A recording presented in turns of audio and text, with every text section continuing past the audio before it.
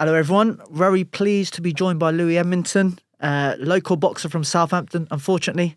5-0 prospects, making his return pretty soon. So very pleased to have you on, Lewie. How you been, first of all, mate? I'm all good, thank you, mate. I'm all good. Just cracking on, same old, same old. Yeah. When we say local, not too local. I don't know if you can see I'm this. gonna take your picture with that. It's not. We're not too local. It's we're obviously on the dark side of the south. We're in Portsmouth. It's Get some fresh air in you. Yeah, get some fresh air in your lungs. I wouldn't want to admit to that, but we're not too far Do you away. know what I got for you after this? I got a Pompey shirt for you. Listen, I'll tell you what. Use that as toilet roll. Use that as toilet roll. No, I'll make sure we'll take you on a night out. Get you jug, and make sure you finish that Pompey shirt, man. Show that to all your fans back home. Never.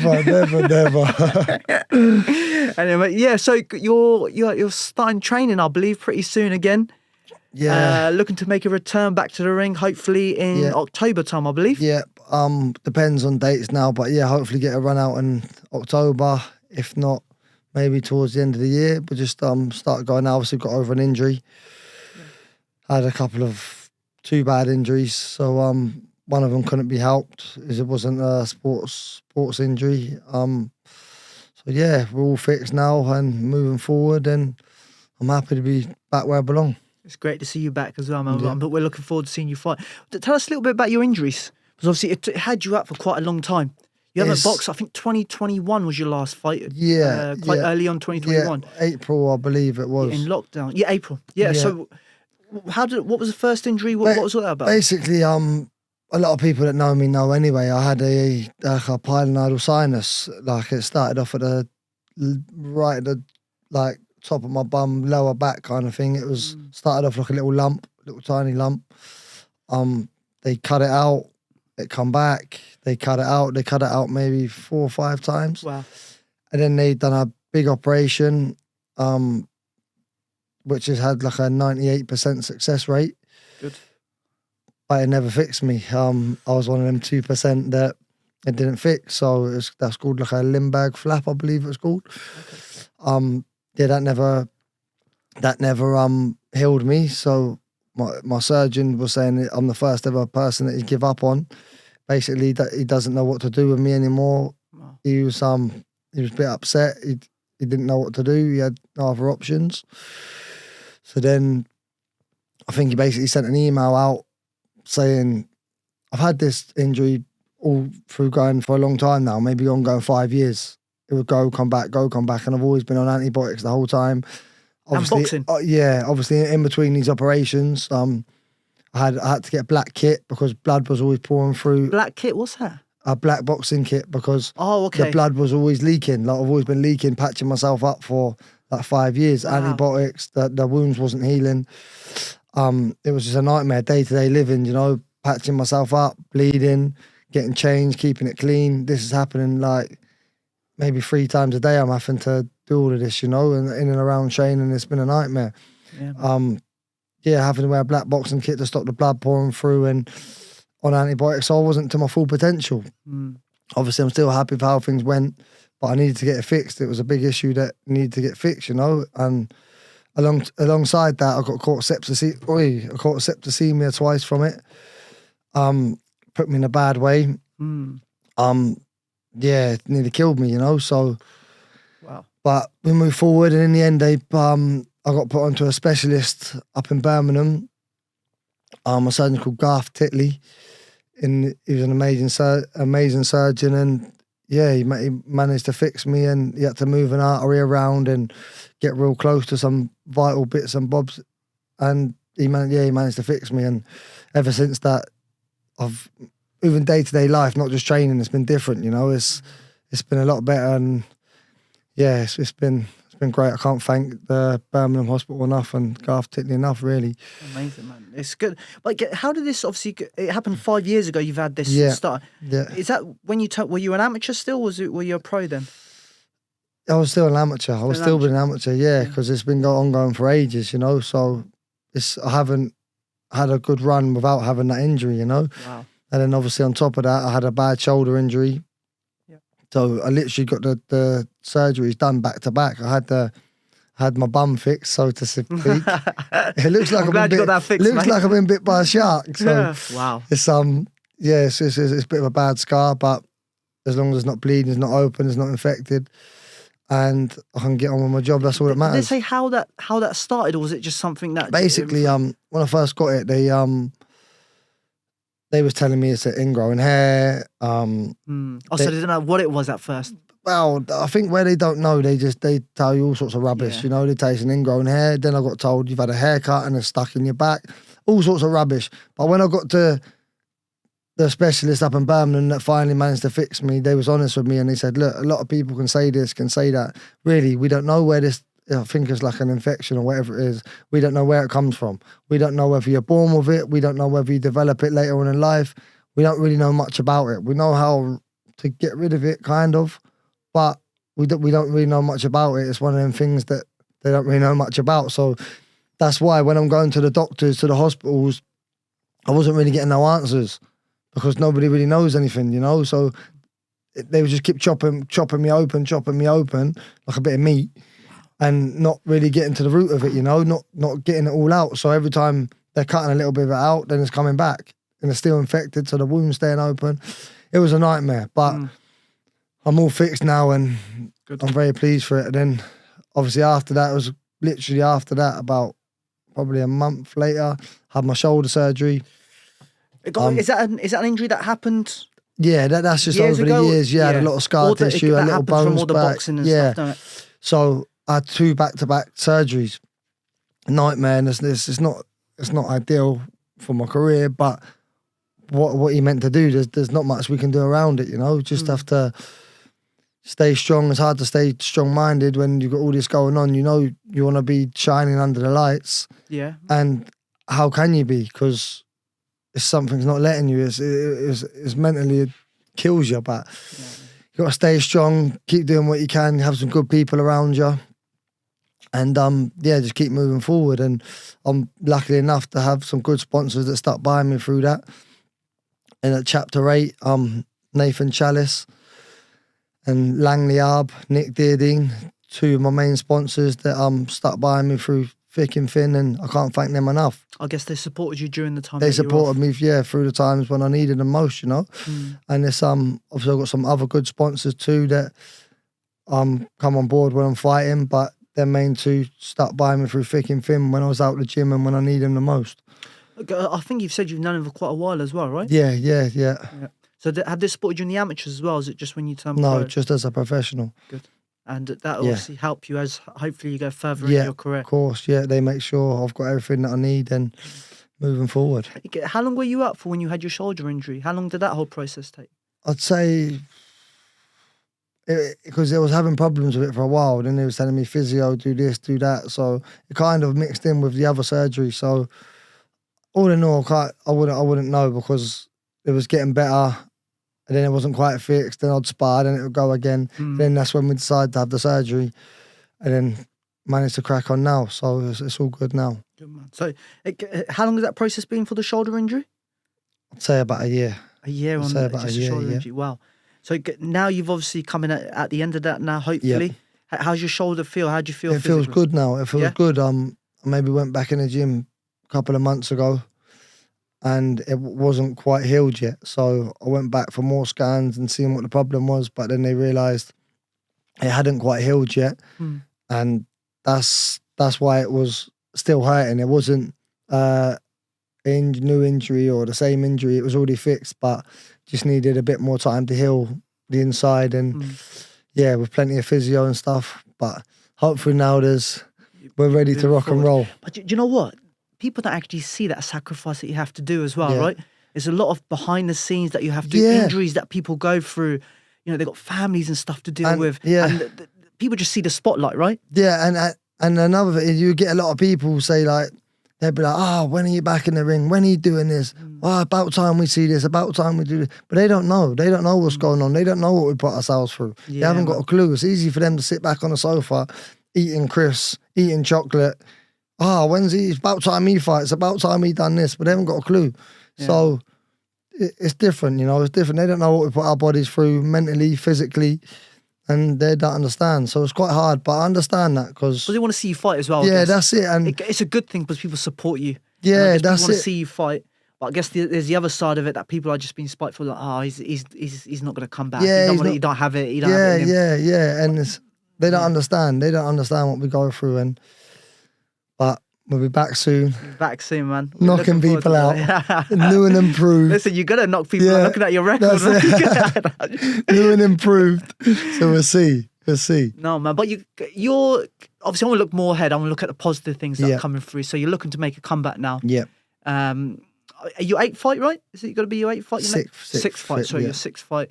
Is any word of when that fight will happen? I know you said October and you said maybe end of the year. Yeah. Have you spoken to your team? Yeah, of course. I'm in contact with the team all the time, and we just want to make sure, they want to make sure what's best for me. They're always looking at what's best for me, you know. They're not just want to chuck me in there. We want to make sure the shoulder's good, make sure the weight's good, and yeah, we just obviously got a bit of timber to get off. But yeah, that's it. No, you looked in good shape. I saw your post today. You looked in good shape. You looked right. Good, Nick. I carry the weight well, but I'm a bit heavy. Yeah. Obviously I've been out the ring a long time, so it happens, doesn't it? The odd TGI Fridays here and there. Do you know what I mean? Before you know it, one too many bits of sesame chicken, mate, and it starts piling it on. But yeah, it's we're getting there now. I'm looking forward, and I can't wait to get going again. To be honest, can't wait to be where I belong. Yeah, man. Look, so who's in your team? Who are you managed by? Who's your promoter? Have you got a promoter yet? No, I don't know. I'm obviously managed by Billy Joe Saunders and Tom Watts. Yep. Obviously they work very close together. They're so managed by them two. I'm trained by Jacob McMillan in Rumsey. And obviously Jack Coke is a nutritionist, and that's all I need around me. It's good. Good team. How is it being managed by Billy Joe Saunders? It's good. It's very good. It's very good. Yeah. And it's mad how the world works, really, because obviously growing up as a kid, and Billy Joe was my favourite fighter. So he was always my favourite, always the only one I'd really watch. I wasn't a big, massive boxing fan to watch it, so I'd always watch Bill when he's on. And then it's mad. It's like going from that as a kid to then being around him a lot, living on his land, being away in camp with him. Obviously now it's normal. He's my good friend, my manager, and someone I look up to. But yeah, it's mad. It's mad how the world works. Mad. Am I right? Did he go to the Olympics when he was 17? I believe so, yeah. 17, 18. Did he win a silver? I'm not 100% sure. Pretty sure or maybe he didn't medal because maybe he didn't medal. But he was a southpaw wicked boxer. Yeah. And he's just improved, and obviously he's fought some big fights. So the one that really surprised me about him when he beat the Irish Andy Lee. I went to that fight as well. Yeah, good fight. I did in Manchester. Yeah, in Manchester. Yeah, it's a good fight. It was a good fight. Yeah. Great atmosphere. Yeah, great. And I thought Andy Lee, his experience. He's big and he's strong. Big, strong. And if you remember Billy Joe, before you were saying like, I'm not ready for a world title. Golovkin, when he was fighting Eubank, Golovkin beat me and you in the same night against Chris Eubank. Yeah. I always had doubts, but mate, what a performance he put on that night. Yeah. And he's gone for world champion. What did you make out of obviously his Canelo performance? Did you go out there? I didn't go out there, no, because I fought at the same sort of time. So by the time I'd have got out there, it would have been up in the air a bit. Yeah. What did you think of this Canelo performance? And what is he coming back to the ring? Is he? I'm not going to talk too much on Billy Joe. That's up for him to talk about and what's going on with him. But I believe that he will be back at some point. But yeah, that's for him to talk, and I can't talk for him. Fair play, man. Fair play. And did you see his Canelo performance? Obviously, you did. Yeah, I watched the fight. What did you make out of it?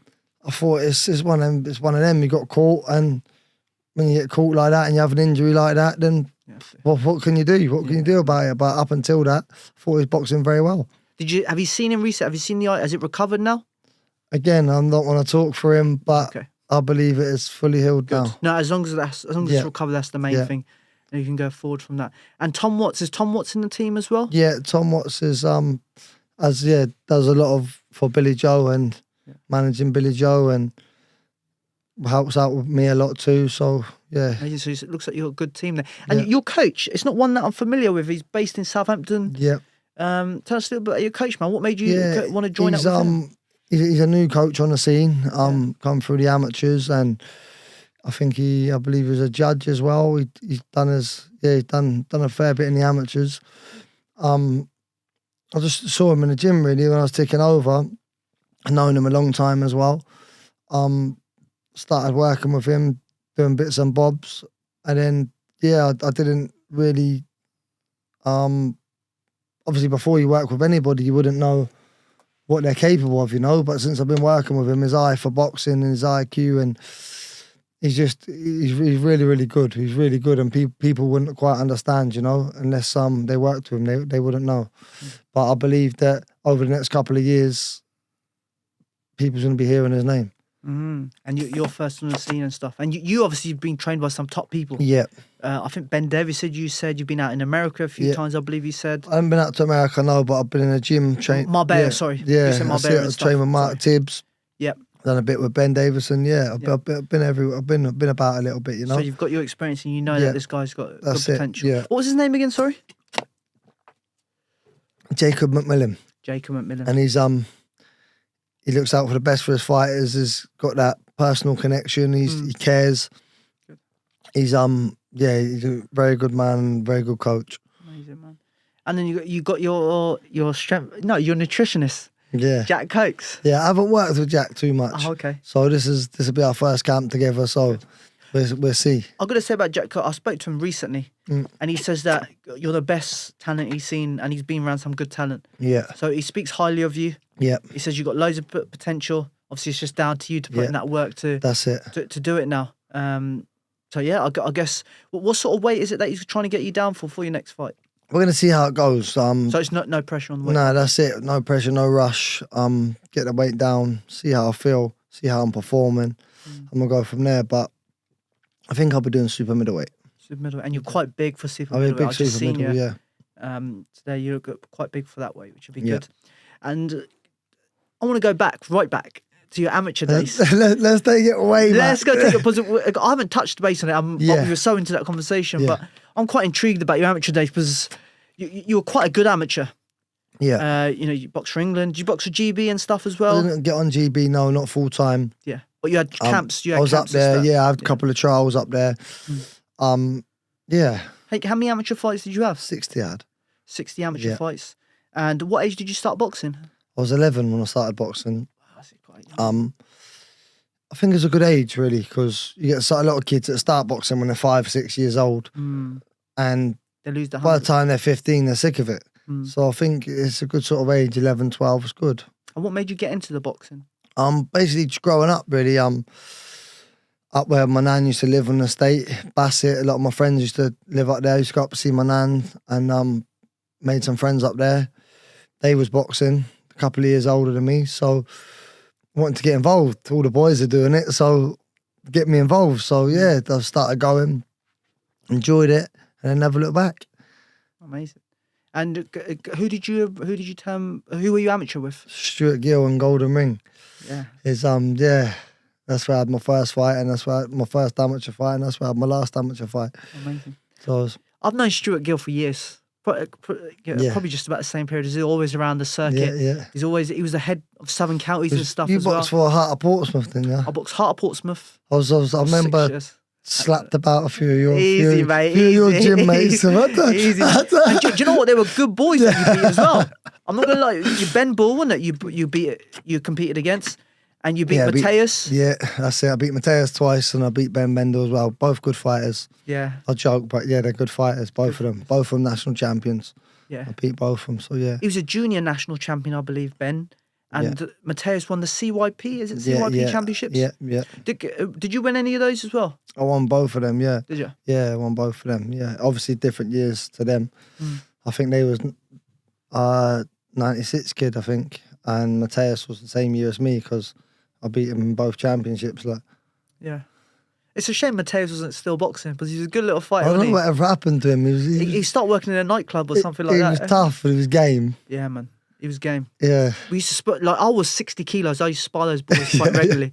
Ben Bull was a nightmare. Yeah, he was a good kid. Very good fighter. Mateus was a nightmare too, but he just didn't have that power. Same as Ben Bull. Yeah. So they were quite good lads. And then I boxed for Poseidon. Yeah. You were a good kid coming through on Poseidon. I remember little Taylor Bevan. Did you ever spar him? Nah, I've not seen him. A couple of years younger than me. I've never sparred him. Yeah, but I've heard he's a very good kid. Very good kid. Very dedicated. Yeah. Yeah, I think he's 21 or something He's now. got a long way. I think he's got Commonwealth silver, didn't he? Commonwealth silver? Yeah. Yeah. Is he, he's 81? Yeah. And you're about 76, so different weights. Yeah. But yeah, so you were amateur at Garden Ring. How was Stewie Gill for you, man, as a coach?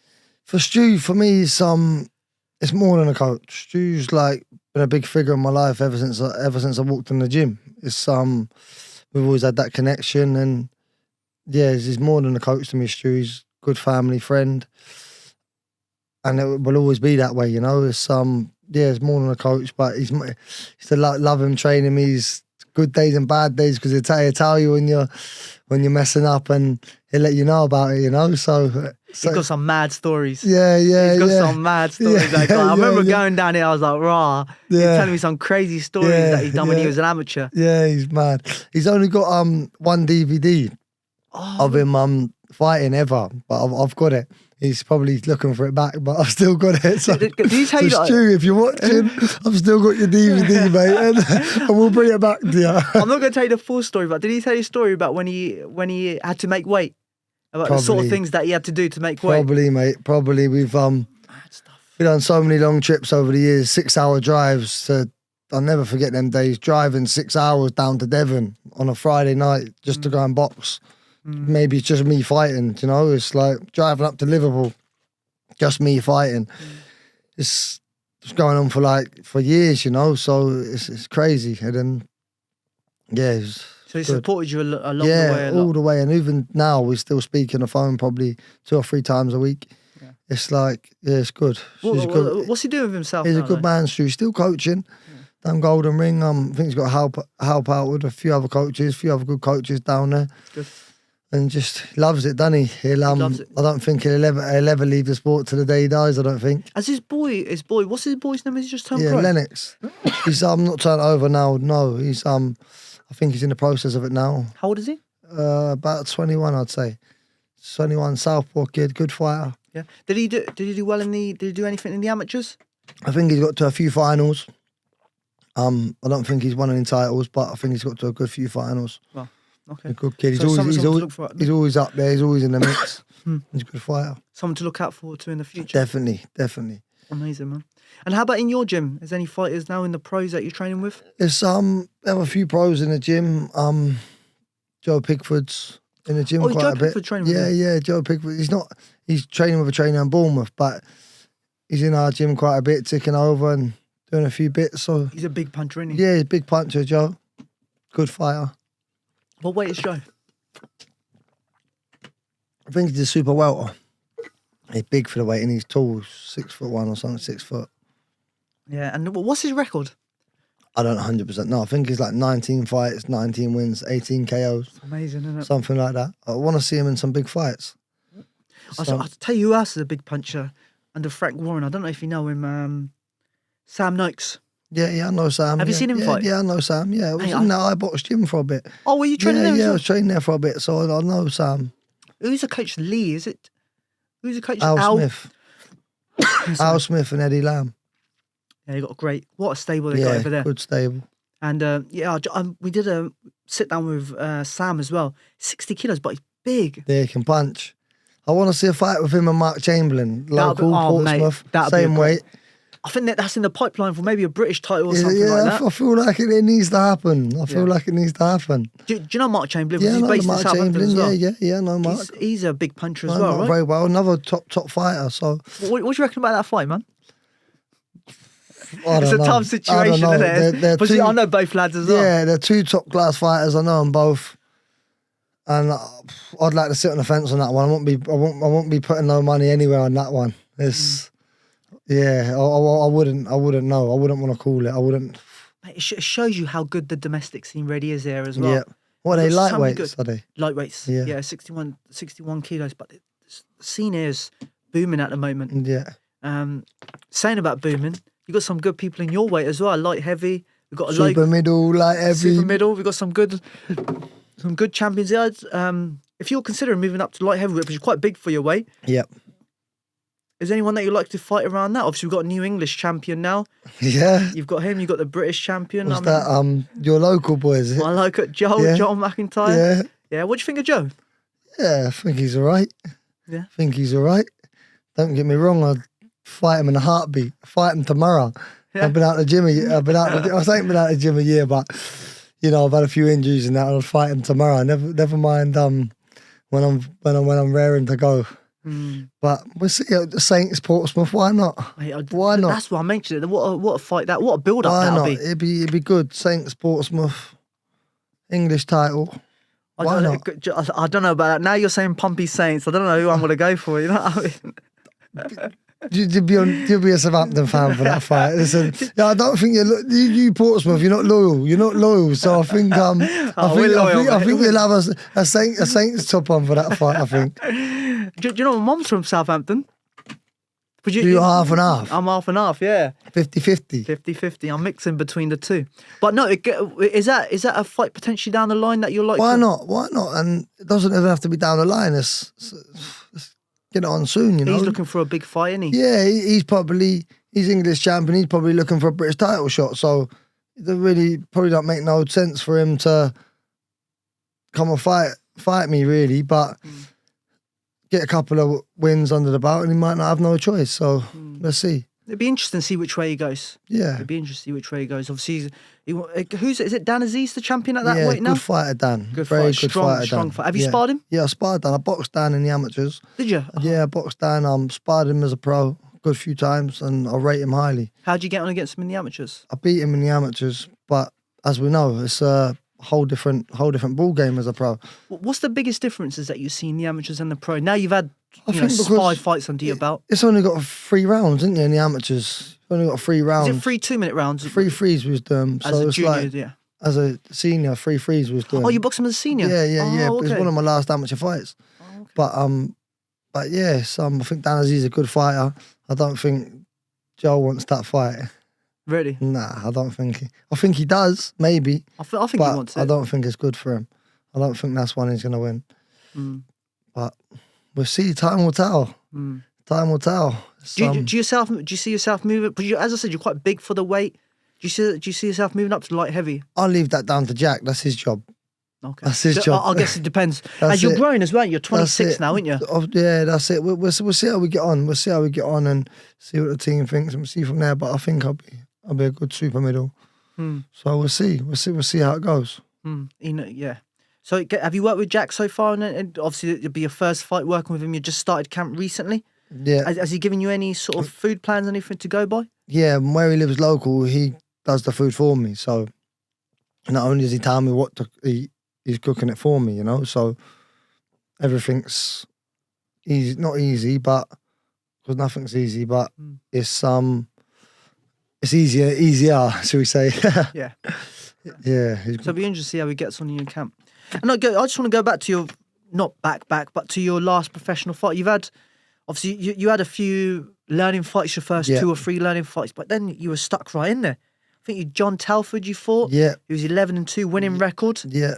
And then you fought someone called, is it Luke Blackledge, yeah. Yeah, and he's got 20 plus wins. Yeah. So how come they're moving you so fast through the ranks, man?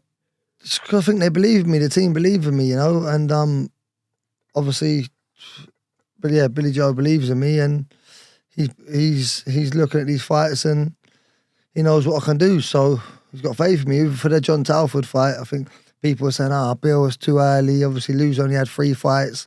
I'd only boxed 3 journeymen. I hadn't stopped any of them because they're not throwing no shots, so it's hard, you know. So I asked too early. He said, listen, trust me, it'll be all right. He's a good kid. We'll be all right. And then stopped him in 2 or 3 rounds, whatever it was. So then after that, same with the Blackledge fight. Then he retired on his stool after 3 rounds. So really? Okay. It's like,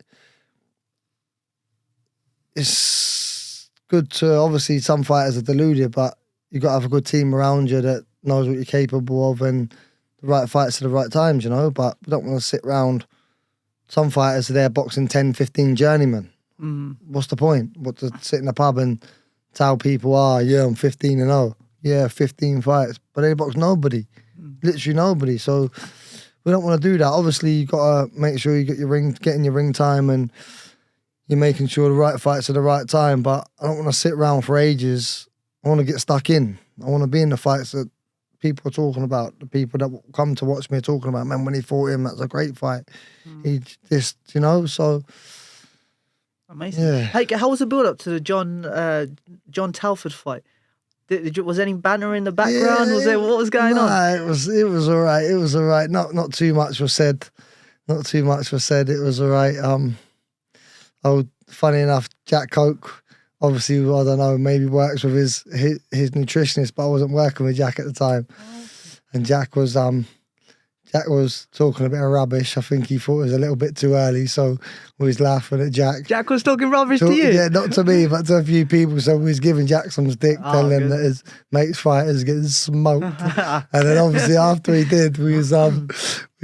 Do you know what I mean? It was funny, but yeah, not too much really. Nice, but how about the other one, the Luke Blackhead? Nothing. You were telling me stories last week that he was saying stuff to you behind the curtain. Nah, that wasn't me. Nah, that wasn't you. Nah.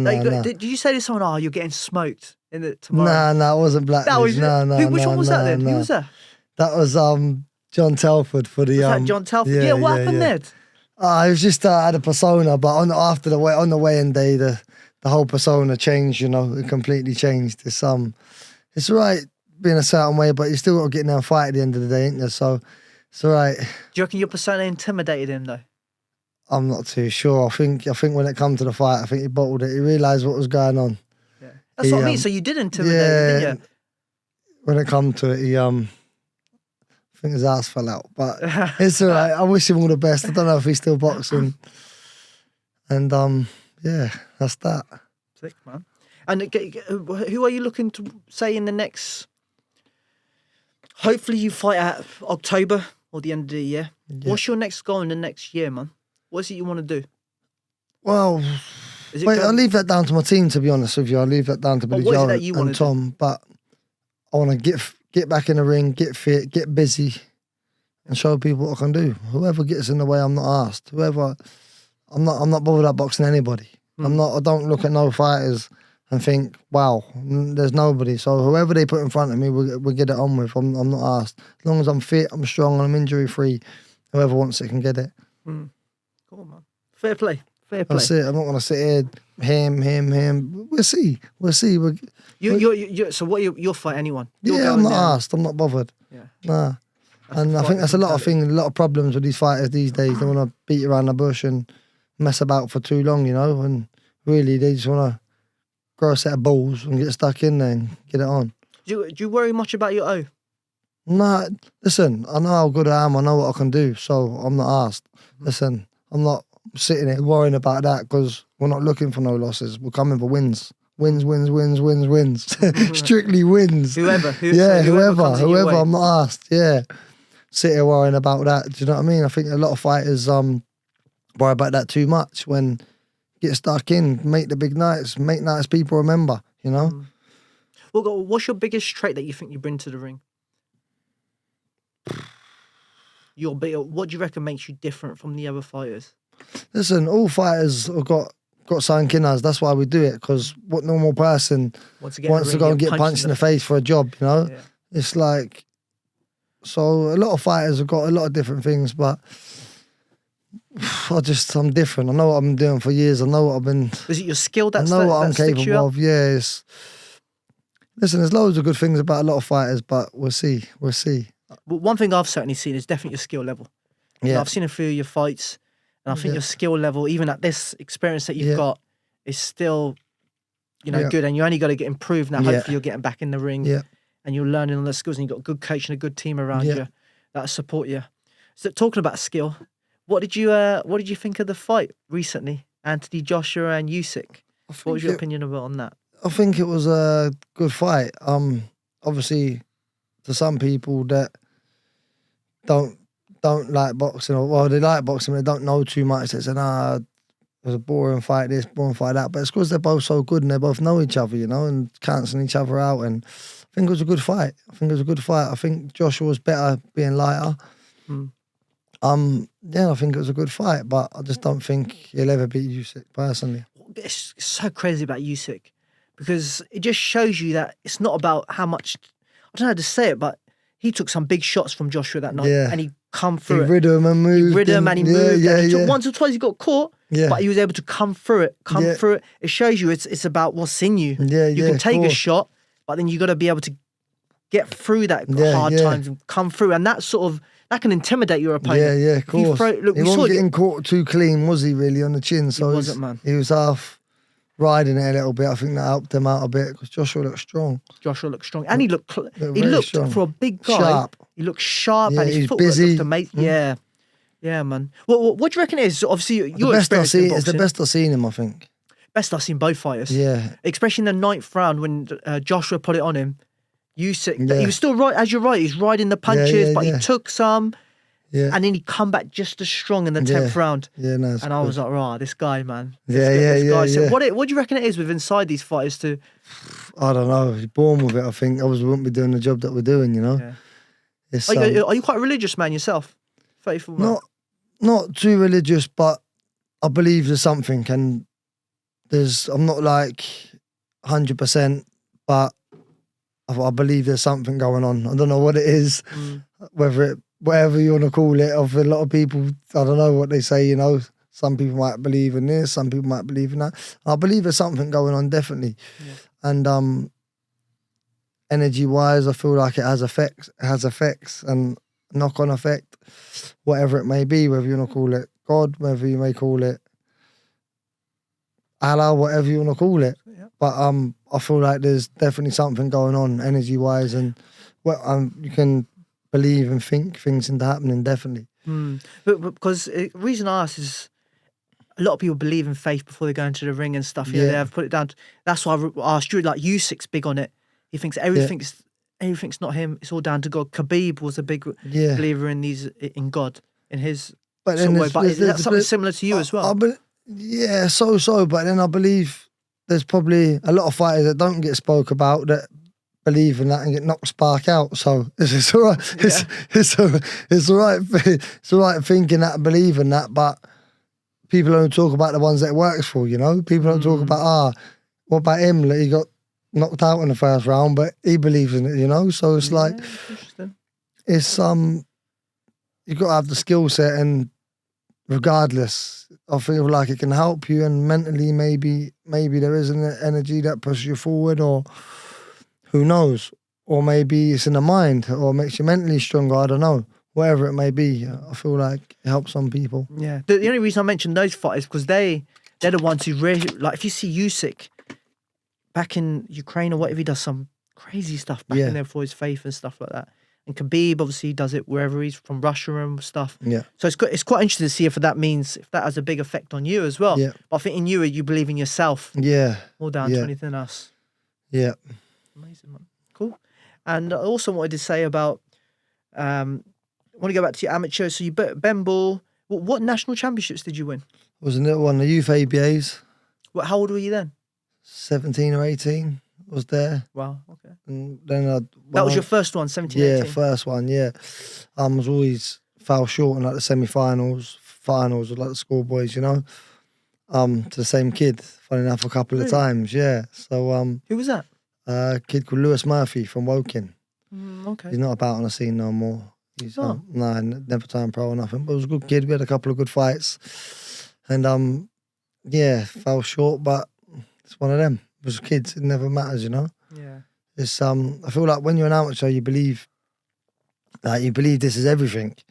Schoolboys coming up, this is everything. If I win this, I'm set, I've made it. But it's not. It's really not the case, is it? It's it means nothing. It literally means nothing. So unless you're going on GB and going Commonwealth, Europeans, Worlds, Olympics, it means nothing. I think these promoters different levels. You think these promoters care about when you was a kid what you won? They're not asked. Do you know what I mean? Can you make their money? Are you good? That's all that matters, you know. Is that the biggest thing with promoters? They don't care about what you've achieved. They're not asked. Just about how many maybe followers you've got. Yeah, it's crazy. You see that now with all these YouTubers boxing. You know the money they're getting, and it's crazy.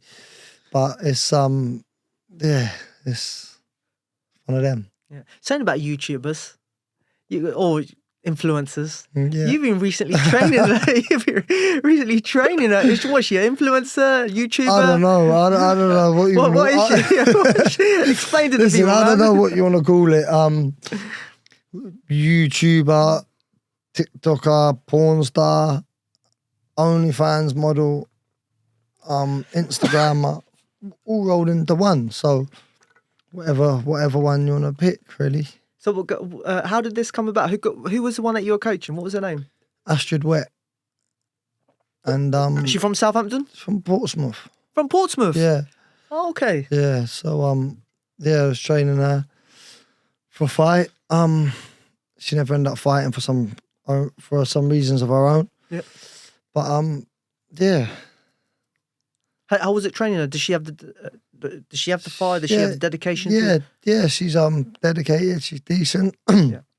Obviously, only training before the fight for so long. So yeah, she was good. How did that come about? How did she choose you out of all the trainers that she can get off? How did Lewie Edmonson get chosen for that? One of my sponsors manages a few YouTubers. And he's in contact with her, and it come around through that, really. Obviously, Lou, do you fancy doing this? She's training for a fight. So yeah, it's come around through that, really.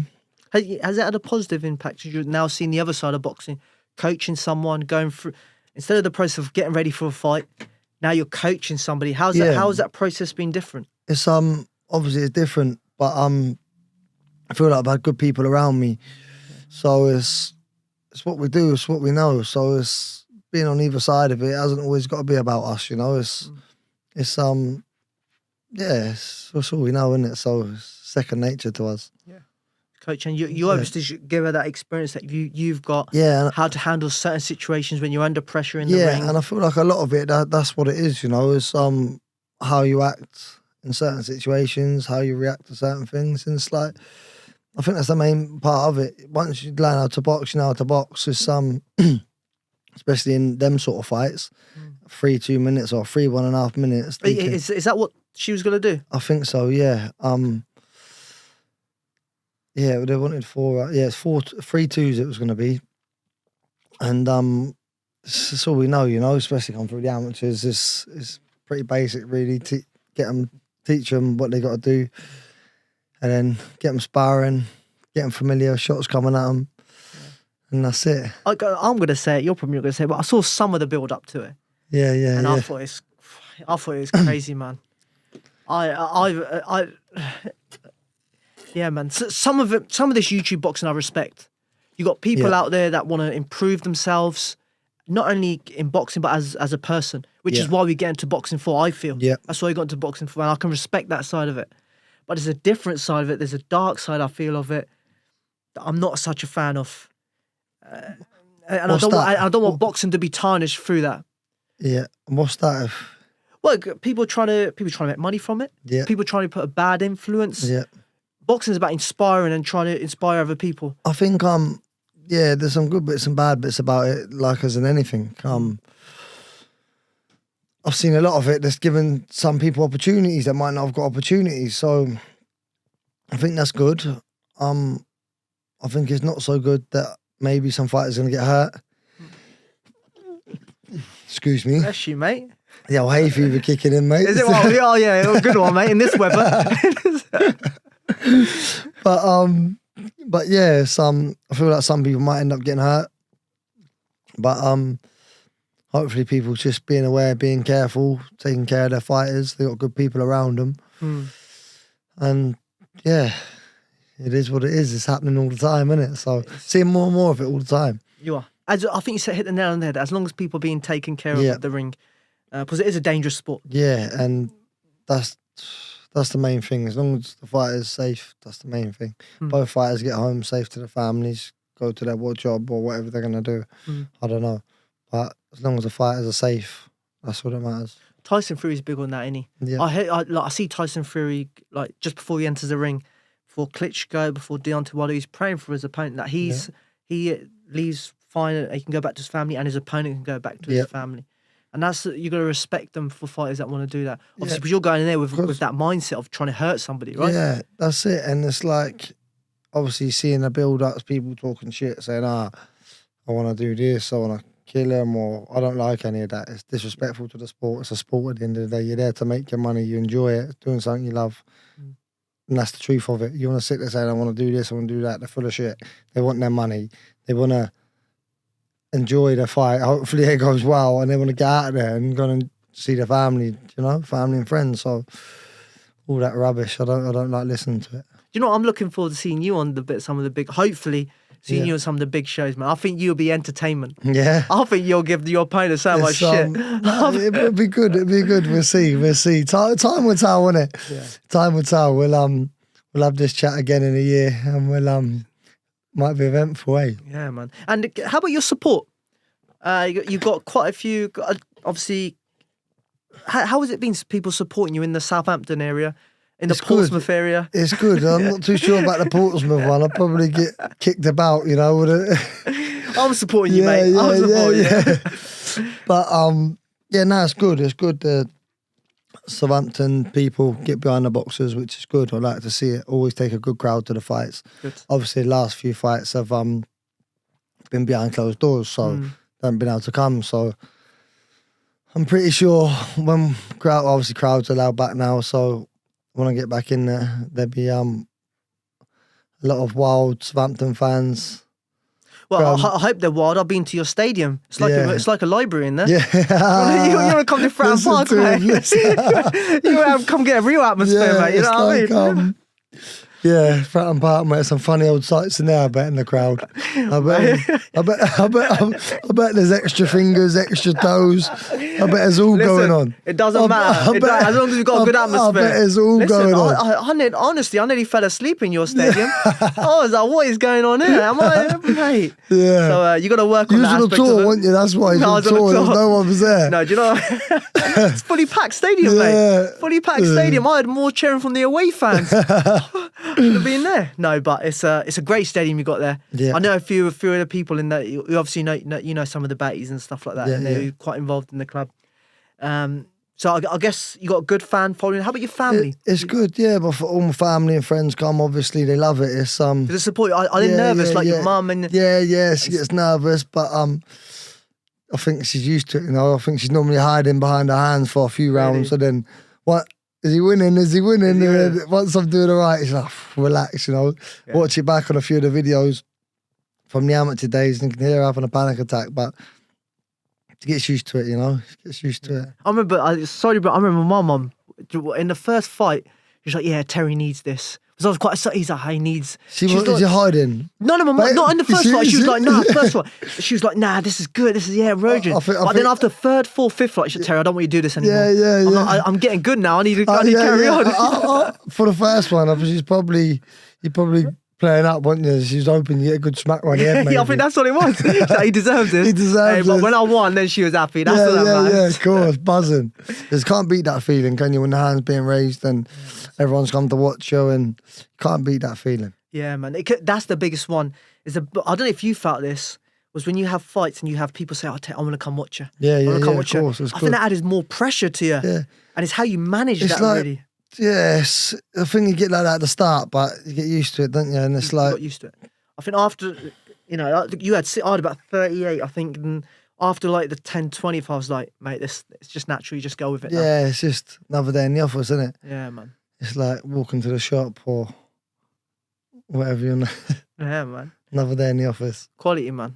Well, Lewie, is there anything that you'd like to add before we finish, brother? No, I think we've covered a lot there. We've covered a lot. We've been rabbiting on for a little while. We have. But no, honestly, I really appreciate your time, man. Thank you for coming down. I'll be certainly following your journey. Yeah. What we're going to do is we're going to come down doing a training session with you as well, man. We'll get down and get you. Come down the Fighting Fit in Romsey and see how we got the gym rocking. What's the gym called? Fighting Fit, yeah. Mate, I'll come down to Fighting Fit and then I'll show you boys. I'll come in my Pompey shirt. Yeah, you bring it in. Can't promise you'll get out of there alive. Listen, I'll bring some of the boys with me. You need them. I'll bring Joel with me. I'll bring Joel with me. Leave him at home. You might as well leave him at home. Leave him at home. Bring in some of the football hooligans. Like, leave him at home. He's yeah. No, we'll see. We'll definitely come down. Because honestly, come do a training session with you. It'd be great to see you. Keep some of the guys as well, mate. Thank you very much. Nice one, Terry. Thanks for having me on, mate. See you soon. Thank you very much for listening, and we'll see you to the next one. Cheers.